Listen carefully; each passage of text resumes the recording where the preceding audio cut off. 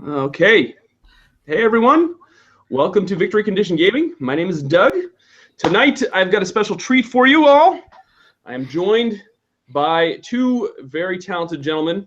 Brian McClellan, the award-winning author of the Powder Mage Trilogy. And we have Gallant Knight Games founder, Alan Bahr. Gentlemen, good evening. Thank you for joining me tonight. Hey, how's it going? Thanks for having us on. It's our pleasure. Now, the reason why we're on tonight is because we're doing a Q&A with Brian and Alan about their Kickstarter that's going on right now for the Powder Mage RPG. That is so close to funding, so close. We're hoping that it hits its funding goal while we're live tonight. Let's start out with Brian, who I should say is the man responsible for me renewing my Audible membership because his books are so awesome. And I just finished the first one. I did it in like 2 days at work, and it was phenomenal. Brian, thank you for coming on. You want to tell us a little bit about yourself? Yeah, sure. So as we were saying, my name is Brian McClellan. So I'm the author of the Powder Mage Trilogy. It's basically a flintlock epic fantasy. I set out to try to write something where I said, okay, what happens when a kind of that standard epic fantasy world that I grew up with as a kid turns out, what happens when they hit their industrial revolution? And I kind of went from that pitch and a bunch of other ideas that had been floating around in my head, and kind of developed this world that's going through a very chaotic, very French Revolution kind of time, but has magic and gods and all of the kind of fantasy tropes and stuff that all of us love when we're reading epic fantasy. So that's kind of, those are the books that I write. And I've over kind of the years, I've gotten a lot of comments from people saying, "Oh, I'd love to do role playing in your universe." And and that's great when people say that to me. But when I don't have any professional capacity myself to do it, then I just kind of say, "Oh, I don't." That's awesome. I hope something comes from it. And I don't even know if it was a year and a half ago or so that I got a message from Alan, who turned out to be a friend of a friend, saying, "Hey, I read your books and I think they'd make a great RPG." And I actually, I'm doing game consulting. And we've been talking ever since, and kind of ramping up to now, launching this Kickstarter and using my universe for the setting.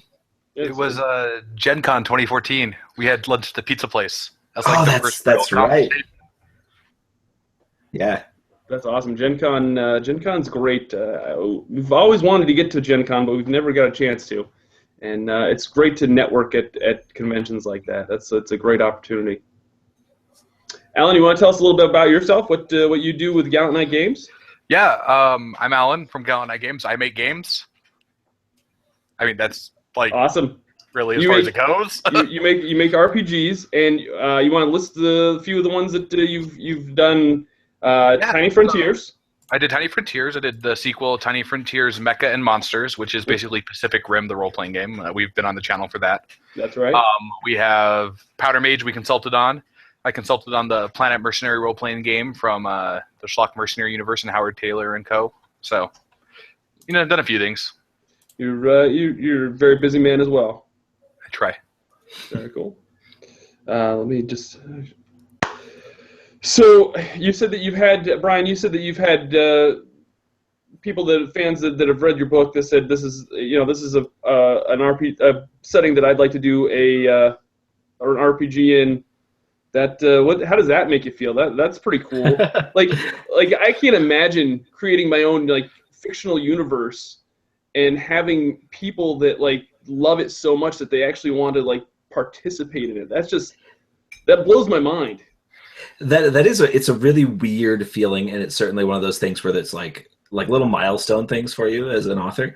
And there's a lot of those milestones where maybe you get a little desensitized to them as you go on and get a little more successful, but it's still these really cool feelings when somebody the first time I had somebody cosplay, the first time I had somebody email me and say I came up with my own kind of custom module for D&D to play your characters. The first time somebody we crossed. Oh, did we? Oh, yes. Woo! That's fantastic. Very cool. Very cool. Sorry, Awesome. No, that's fine. So that's terrific. BJ Hahn is the winner. We knew, who is it? Who is it? BJ Hahn. BJ Hahn. Shout out to BJ Hahn. Excellent. Thank you. Thank you for being that backer. Yeah, get us over there. Okay, so there's lots of those little kind of milestones for you, but and it was so one of many, but it makes you feel so cool to have other people willingly, actively participating in your world beyond just reading it, beyond kind of more of a passive reading, but like really wanting to get involved. And I love that. It's such a cool feeling. That's awesome, because the books are I've read the first one and I can't wait to read the second one. They just get you they just grab you, and you want to know more and more about that universe. It's really neat. Let's talk a little bit about the RPG. Okay. If you don't mind, Alan, based on what's listed on the Kickstarter, do you want to tell us a little bit about it uses the Savage Worlds RPG system? Correct. So Savage Worlds is the system's been around for a little bit. It's most noticeable from Deadlands, which is a pretty popular IP and setting kind of a weird Western horror thing going on. But it's also, they license out the rules, and they have a bunch of other settings, Solomon Kane, sci-fi. It does a lot of things. It's a very fast, pulpy setting that lends itself really well to both action, but drama inside that action. Very cool. So go ahead. No, go ahead. So the mechanics are pretty simple, actually. You have skills, and the skills have a dice rating. And you roll that dice, and if you're a player character, you always roll a d6. And if you roll a 4 or higher on any of the dice, you succeed at the thing you want to do. Okay. So it's just 2 dice, roll, done. All right, I'm there. Very cool. It's very quick, and so it plays really well. Nice. So our folks are probably going to need the Savage World book to kind of have as the base, whereas we've had with Tiny Frontiers, Mecha and Monsters, you said that was like an expand-alone book where you don't need the core book to play it. Yep. People are going to need the Savage Worlds. Yeah, you can't play Powder Mage without the Savage Worlds handbook, but it's only $10 for the print and the PDF as a combined package. So it's a pretty low investment. Plus, you get access to all the other awesome Savage Worlds games that run on that little rule set. Awesome. So we're not just enabling awesome Powder Mage stories. We're just enabling all sorts of gaming addiction purchasing. That's the best kind of enabling. Absolutely. So how much of the book is written? How if you were to put it in a percentage amount, how much do you think? How much further do you have to go, you think, with the book itself? The rules are 95% done. Okay. Yeah, those are two different questions. Okay, sorry. We have the side that Alan does and the side that I do. Okay, yeah. Let's talk about each then. Okay, so Alan. I'm like 95% done. It's mostly just play testing, tweaking, and a few small additions that need to be done. Okay. So my way of writing is maybe annoying to some people, but I write very quickly off of lots of notes and thinking. So I have several of these stupid yellow notebooks I get from Costco, full of notes on the world and what each country does, and things like that. All of this world building that I'm going to basically sit down for a week or two and just write that stuff. And because I have been working almost exclusively on books 1 and 2 of the new series, I haven't gotten to it, but it's one of those things where I have everything sitting there. It just needs to be pounded out. Awesome. Very cool. And just so anybody listening is not worried, we have a table of contents. We've already defined what those pieces are. Yeah. So it's a matter of just collating all the different little snippets into a comprehensive thing. It's plugging stuff in, and if you're worried, I write. I average about 1 180,000 word epic fantasy a year, so this isn't really that much writing to me. This is kind of light work for you compared to that. It actually is. It's really fun, kind of. It's almost popcorny work where, it's the kind of stuff I would have done in high school, sit down with a pencil and world build without any actual plot. Sure. And it's kind of really fun to go back to that and just be like, oh, and here's this and this and this and this and this, and keep expanding. Very cool. Very cool. So how many pages do you anticipate the book to be at this point? On the Kickstarter, we call out we're estimating 180 pages. Obviously, it's never an exact science. And if the more we fund, the more we're going to add in. And we're going to try to grow the page count. The more people pay us, just the more content we're going to pack in there. Nice. So. Nice. And the campaign still has 32 days left to go. And if we just hit funding right now, that's 32 days worth of extra content that hopefully we can, everybody can kind of add to that book. Right. Which is exciting. It's exciting to see. With the book, it's going to have classes and everything. Now, what else is going to be included in the book? Is it going to have like adventures and because I know with some of the other projects you've been on, Alan, you've had like mini what did we call them? Little scenarios or whatever, micro settings. Is that's going to be pretty similar with this book, or is it going to be different?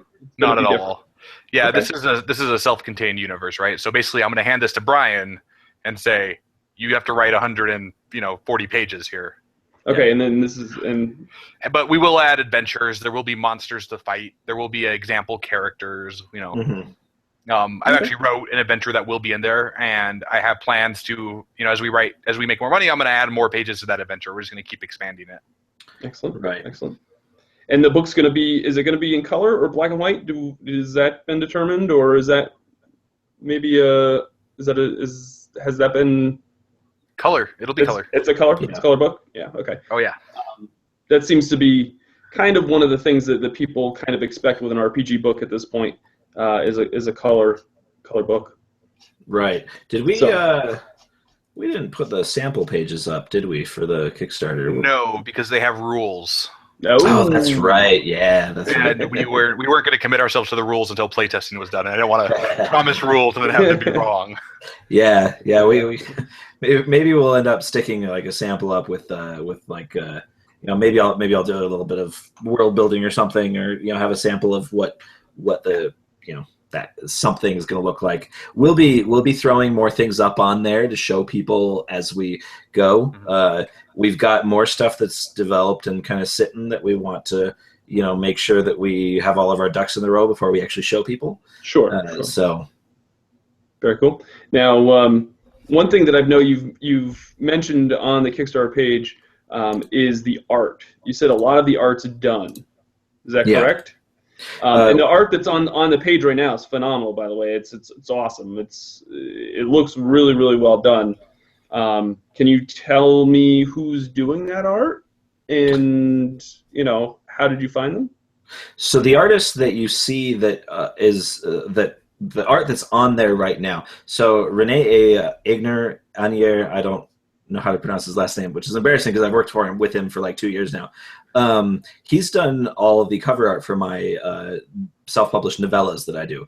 Okay. And so I went to him and had him do this cover art for the RPG, and that's the one that's there at the top of the Kickstarter.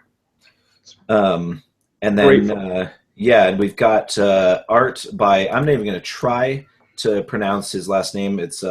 He's a Polish author, Peter, who has done the character art, and we have him commissioned for a whole bunch more.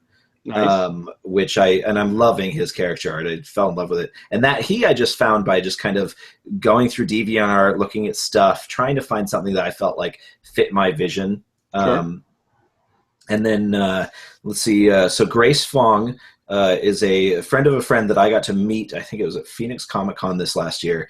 Who does this art, and I fell in love with her. She does these little weapon sketches and stuff like that, and so we commissioned her to do the weapons. And I think that we're going to get a couple more sheets out of her as we go along. But you can see the first sheet there at the bottom of the Kickstarter, and I absolutely adore those. Yeah, that's really nice. It's really impressive.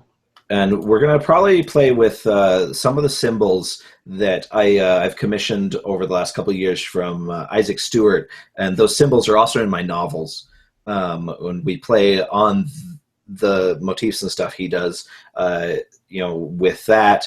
And we've got a couple other artists that are that we've got on the back burner that we told, hey, we love your stuff. We want to use it.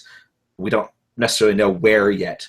And they know that we're here and interested, and we've talked to them. They're fans of mine too, which is also a giant bonus because cool. You get both the professional and the personal interest, and I think that makes the art better. Absolutely. So yeah, we've got some really awesome stuff already and lined up, and I've just been so pleased with it. It looks great. I'm excited to see what it's still early on, but I'm excited to see what it's all I'm excited to see these next few months and into next year. And I always like updates, and it's going to be really fun watching it develop as it goes. Yeah. Now let's talk a little bit about the pledges. To anybody that hasn't looked at the Kickstarter page, of course, anybody can kind of donate to the campaign if they want to without any rewards. But most people like to back knowing that they're probably going to get something in return. The basic, if they just want the rules in a PDF form, $15. Yep, nice and simple. That's a good price point. I think that's good. I've actually had a couple of people thank me for just doing a single digital thing. Yeah, because not everybody has the cash to throw around, and some people just don't have the space. Sure. So yeah, I like having a digital option for it. Absolutely. $25 gets you the softcover book. Yep. Does that include the PDF or no? Just yes. The physical book. Nope. It's if you get a copy of the physical book, you're getting a copy of the PDF. Okay, so you are getting both the physical and digital. That's $25. That's a no-brainer at that point. Because you're basically paying $10 for the book. You can get the $50. You can get the soft cover with all the add-ons. Yep. The add-ons are dice. You get a dice set by Chessex. Yep. You get chips, poker chips, which we talked about earlier before we went live. They're a game. They're used in the game. Yep. The poker chips are used to represent what are called bennies, which are kind of like luck tokens or extra effort, and you can spend them during the game to do better. Gotcha. Very cool. Okay. And then there's also a deck of cards. Correct. The action deck is it's just going to be it's really just a deck of playing cards, but it's going to be themed to Powder Mage, and it's in the game they call it an action deck, but it's just going to be a regular playing card deck that's Powder Maged up. Very cool. Very cool. Now, originally when the Kickstarter launched, there was a $65 option for a hardcover it was signed and it went like crazy. And due to popular demand, you guys added more. Yes. Yeah, we went through those first 100 in like 8 hours or something like that. It was faster than that. It was pretty quick. Yeah. It was really, when I put my pledge in, it was just like boom, and then all of a sudden they were gone. Yeah, that one surprised me a lot. So we ended up, those guys get to keep their $65 pledge level, and so they get that kind of bonus for getting in there early, and so we added another one that's at $70 for 100 more of them. Nice. It's kind of like an early bird pledge. Yeah, a lot of Kickstarters do that, so that's kind of a way to do it for you guys. Yeah, our unsuspected early bird pledge. Yeah. Hey. Yeah. It was a little surprising. No, it's great. It's always fun to see stuff just take off, especially with Kickstarter, because you're never sure how a community is going to rally around a project, and to see it just kind of ignite like that is really, really awesome. It's one of those things where my day job, I work as a data analyst, right? So I'm used to numbers and projections. I'm like, my first Kickstarter, I projected our funding total to within $4. Like, wow. Before, like we ended $4 higher than I projected. Went great, right? But I did the same thing. I had a deluxe pledge level, and they were gone in like an hour. And I was like, oh, totally didn't get those numbers right. So like for Bryan, I'm like, all right, well, Bryan's way more popular than me. So we'll just like times it by 5. Yeah. Right? They were gone in like 5 hours. I'm like, crap. Me and limited levels apparently just don't get along. Oh, no. Hey. That's works out for us. Absolutely. Yeah. Absolutely. Now there are a couple of higher tiers. There's a $150 tier that pretty much gives you the whole Brian McClellan package. Is pretty much what we're going to call it. It gives you the RPG book with all the add-ons, plus it gives you all of your books and novellas all signed, right? Yep. Wow, that's great. Well, it's important to note that you get 2 copies. You get the softcover and the hardcover RPG on that one. So you can use your softcover at the table and just keep the hardcover nice on the shelf next to your novels and novellas. Nice. Yep. Very cool. And how many of those pledges? Is there a limited amount of those? You know, we did not do a limited amount. I expected to get like 5. Right. And we're at 25 now, so... See? Times 5. Yeah. Times 5. Yeah, you gotta make sure you exercise that signing hand here before you send out those pledges. What? That's 4 novellas and 3 novels. You're looking at 9 books per pledge. Yeah. Times 25. Yeah, it's gonna take me a week or 2 to get through all these. That's awesome, though. That's cool. That's cool. Well, it's great to see such fan participation, right? Like we offered this as kind of a Brian and I were talking. We're like, well, somebody might want this, and we don't want to make it hard on them, so we'll just offer it here, right? But there's such a demand apparently, and there is. It's good to see that we're offering something people find valuable at a price point they find valuable. Mm-hmm. And it's a unique. It'd be interesting to see. Like it'd be interesting to know how many folks that haven't read your books are backing it just because they like just by looking at your art and looking at the type of setting that it is. Because a lot of people like RPGs just based on the setting. It'd be interesting to know. I mean, I don't think you'd never be able to tell. But it's just a really great world that you've created, and even visually, it's really what's the word? Enticing, and that'd be neat to know. But I don't think we'd ever be able to find that out. I know 3 of those 25 have never read the books. 3 of those 25 have never. Well, that's because I know who they are. Oh, so. Very cool. Oh, yeah. Just because they're either associates of mine or people who've talked to me. That's very cool. In some way. But there's at least a few people who are like, well, I'm buying the game. I may as well read the books. Let's get it all. Sure. I won't argue. Catering to the addiction. Here we are again. Yes. So the add-ons, if you're not getting them with the pledges, you can pay a little bit extra and get the dice and decks and the chips, and they're reasonably priced. They're $10 and $15. And then you can add additional soft covers for $15 to your pledges as well. Yep. The add-ons aren't needed to play though? Nope, it's just more of the same. Right. Just kind of give you a little more flavor and everything. For example, if you want dice set for your whole group as a present or something, you can increase that amount. Very cool. One thing that I really when I was looking at the Kickstarter, because Alan sent me the announcement that it was coming, and I was really excited about it. So I was really anticipating what the Kickstarter was going to entail. I really immediately respected the decision of not having stretch goals. Like as a first time campaign, I think that's some people don't like that because of the fact that it doesn't create a whole, a lot of people use it as hype during their campaign.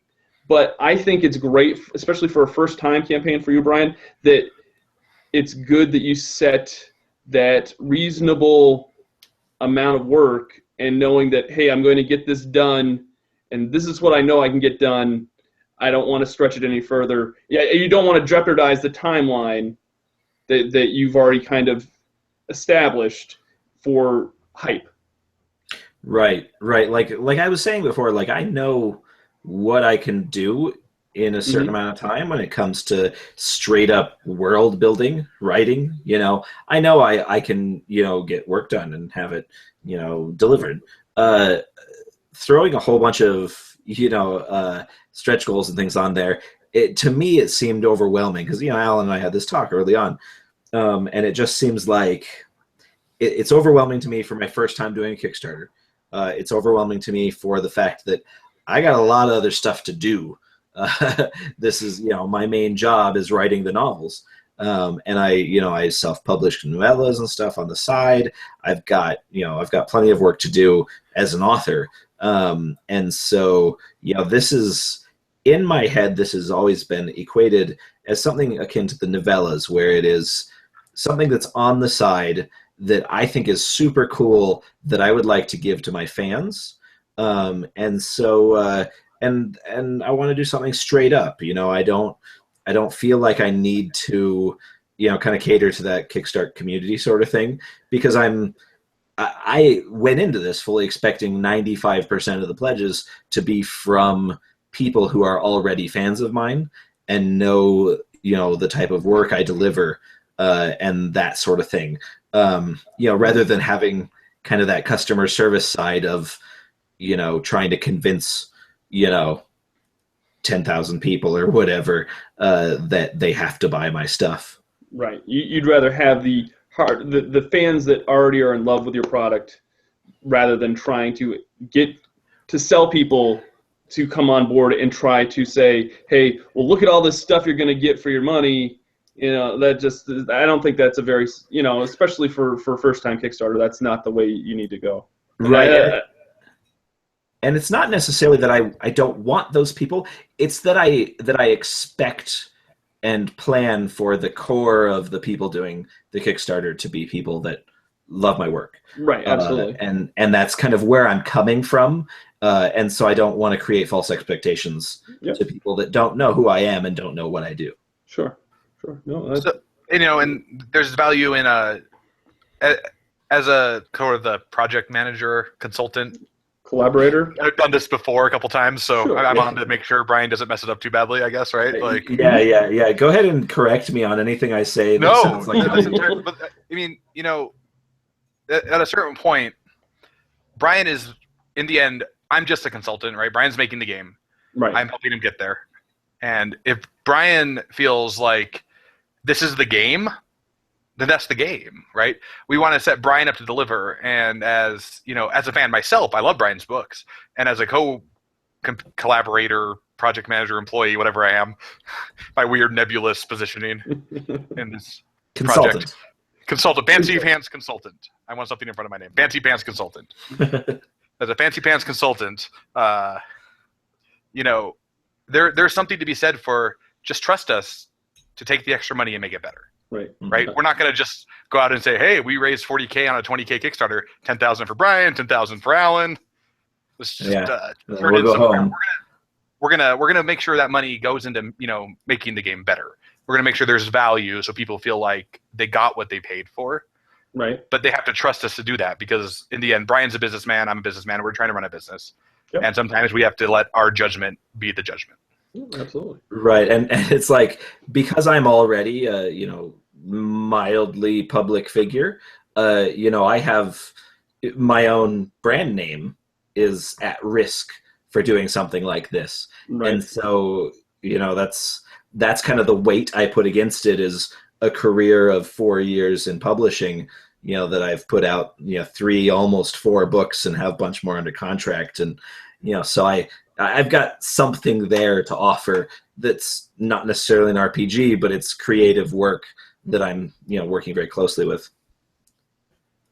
Very cool. All right, let me while we're here, let me see if I've got if there's any questions on the chat. Sorry, I meant to bring this up while I was.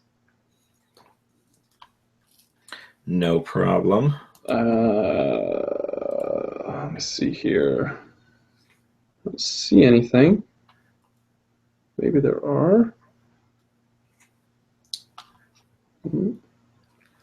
Didn't say anything. Bryan, you've got another book on the way. Yes. And you want to talk a little bit about that? Yes. So for current fans, Sins of Empire is basically the next book in the Powder Mage universe. It takes place 10 years after the end of Autumn Republic on a different continent with a whole new set of characters, although there are lots of familiar faces that are going to be showing up. For new people coming, it's written to be a new launching point for the series. So if somebody comes in and says, this book looks cool, I would like to read it, oh no, and tries to think of it as book 4, it's not book 4, it's book 1. But in some ways operates as a book 4 kind of thing for people that are already in. So it was one of those, it was the hardest book to write for me so far, because of the way it had to be crafted to be approachable, but also, lots of fan service of having, old people show up and nudge, nudge, wink, wink references to the old series, but not have those be like dragging to the plot and things like that. So basically that'll be out in March, and it's the first book in a new series. I've sold a trilogy to Orbit that'll probably be coming out over the next 3 years, give or take, depending on how long I take to write each one.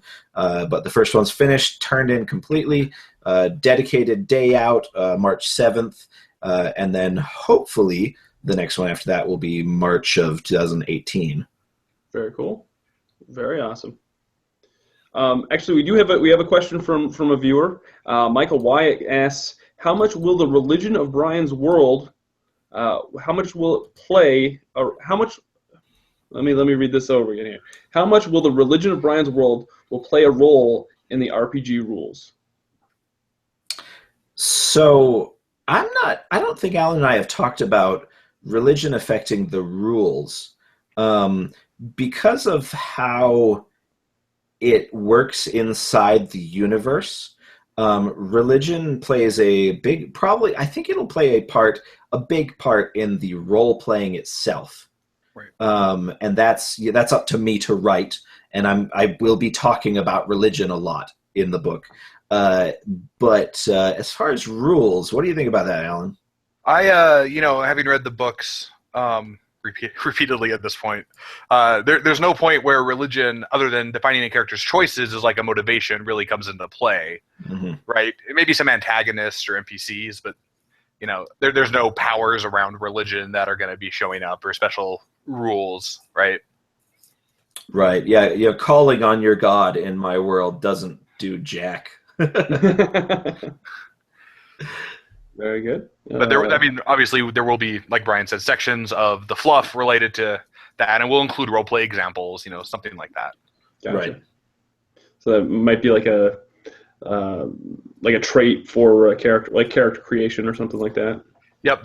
Something might pop up or something might not. I'm not going to lock us into promise you something. Yeah, sure. Yeah. Okay. So that looks like the only question that we have so far. So that's that book's the only thing. The books are what you've got going on, Bryan, right now. Is there anything else that you want to talk about? Do you have any conventions or signings or anything that you got coming up on the schedule? My big thing for this fall was this Kickstarter, and then I'm working on book 2 of the next series, and then book 1 coming out in March. So that's actually, it doesn't sound like much, but for an author, that's a reasonably full schedule. So that's my next 6 months or so. There may be a convention slipped into there, but I don't have anything planned yet. Nice. No Gen Con plans? I believe we're going to be at Gen Con next year. We have to be. We promised we would be, and people pay us money to go. So. Oh, that's right. That's one of the Kickstarter backers. Oh, yeah. We're going to be there. So we'll be at Gen Con next year. But that's further out than I'm planning in my brain right now. So. Yeah, no, it's still a ways away. Alan, you want to talk a little bit about projects you got going on? You got Yeah. We're gonna actually, we've got plans to kind of feature you on the channel here on a regular basis if we can make it work. Yes, I will be showing up monthly to talk about game stuff. So all sorts of stuff. But so right now I have Powder Mage on Kickstarter. So if you didn't know, you should probably go back that now. Go check that out. I hear it's funded. Yeah. Hey, so it seems like it's doing well. I'm on another Kickstarter. I'm co-writing with somebody that's actually kickstarting right now, so I'm competing against myself. Oh, well done. This one I'm just a co-writer on. It's being published by Battlefield Press, and it's a much smaller game, but it's also Savage Worlds, so hey. Wow. But it's called Agents of Gaia. If you ever seen the show Warehouse 13, that kind of thing, it's a modern urban fantasy role-playing game where you collect relics and stuff, artifacts from history. So we're halfway funded. I think we're at a little over 50%. The funding goal is pretty low. The guy, Jonathan, who's a friend of mine, he delivers great stuff, so I'm happy to be working with him. Nice. Other than that, my next big project is Cold Shadows in March, which we've talked about, which is a spy role-playing game set in Cold War era, era Earth. Yep. Very excited to take a look at that. Other than that, my only con is LTUE in February-ish. Nice. Oh, I'd probably be at that one. Yeah. I think. Sweet. Very good. Very good. Yeah, and then, like I said, we're going to try to set up a live play session for the Powder Mage RPG here on this channel at some point during the Kickstarter. I've got a convention that I have to be at this weekend in Saratoga Springs, New York, and so we can't really. And then I've got a couple other projects that I have to work on, but we're going to try to get that hopefully set up here within the next week or so, and have a date, and I'll put that on the Kickstarter page as well. All right. Michael says sorry about the typo. That's all right, Michael. Don't worry about it. That's kind of my MO with typing and everything on everything. Luckily, I have a wife that kind of reads over everything that I. I'm not an author like Brian. Let's put it that way. Yeah, I've got a copy editor. I don't care about typos. And I need to get one of those. All right, so I guess we'll probably just wrap it up from here. Just know that it's the Powder Mage RPG is fully funded at this point, so everything that's funded beyond now is just going to go towards making the book even better. And there is a link to the Kickstarter in the comments or in the description of this video. So if you're watching this after the fact, feel free to click on that and take a look at Brian's Powder Mage RPG. If you haven't read any of Brian's books, check them out. They are on Audible, which is a big plus for me because a lot of times I can't just sit down and read for hours on end, but I can put on headphones, and as I'm typing at work or entering anything in, I can just kind of sit there and listen, and that's how I was able to burn through. I burned through book one like crazy, and it's a great book. It's a great universe, and I think anybody that likes and I've said this to a few people, if you like George R.R. Martin's Game of Thrones, it's not quite as deadly as Game of Thrones, but it's got a lot of intrigue. It's great. It's really well done. You've got another question actually from Mike. Oh, I do. Let's take a look here. Let me see. I don't. He asks, will flavor text in the RPG book be considered canon to the series? That is a great question. See, Michael's coming up with some great questions. I should have had him write all this stuff up ahead of time. So flavor text will be loose canon in that because it is an RPG where people are going and doing their own thing. I'm obviously not held to any of that for future use in the universe, but I'm writing it with the full intention of having that all be things that I use in the future, because I don't like doing work more than once. The information presented will be canonical unless Brian changes it. Exactly. Can we use the term, you're not going to George Lucas it? Is that, because the deal with George Lucas. Just wait till the second issue of the game, okay? We'll see what happens. Yeah. Well, There's major changes. Yeah, we'll just put out a new edition. We're just gonna. Well, yeah, I know you guys wrote all those books, and I made you make everything all line up. And yeah, it's not gonna be that but bad. You know what? I'm making my new movies, and those are all garbage now. Let's gonna forget these. No, if something's different, it'll be something like, I didn't like the capital city name that I used in the RPG, so I'll call it something else in the books. It's not going to be major changes. Hey, Nice. and as this goes on, obviously, we'll try to keep like an errata we can keep somewhere where people can just go check, hey, Brian changed this or Brian changed that. So Right. the book might, and if we ever do more printings, we'll take the time to try to make those adjustments as we go. But like I said, I don't like doing work more than once, so it's pretty canon, whatever I end up putting in there. Nice. Well, another question. Oh, Everybody, man. yeah. although- That's okay. don't read this name out loud. Okay.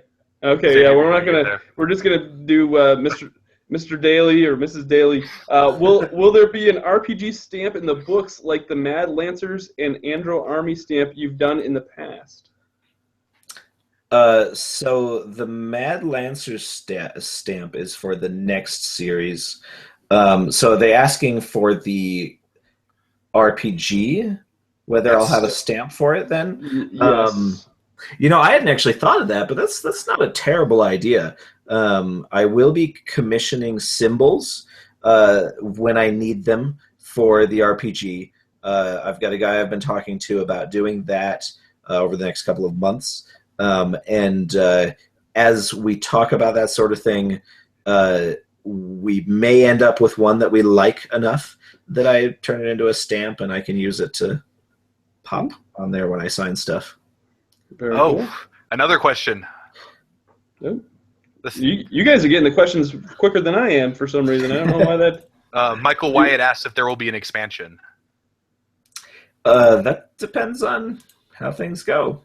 I mean, yeah, I'm not going to say yes or no to that right now, but that all depends on the Kickstarter and the time that both Alan and I have in the future, and that sort of thing. We have left room for an expansion related to the new series if it is something we deem appropriate. Yes, and all the pieces line up. Exactly. Yeah. So pieces, God willing, it'll happen, but who knows? Yeah. No. Well, let's just get this first book done first, and then take it. Yeah, I've got a series to write right now, so yeah, we'll see. Very cool. All right. I don't see. I think that's everybody's questions at this point. Okay, great.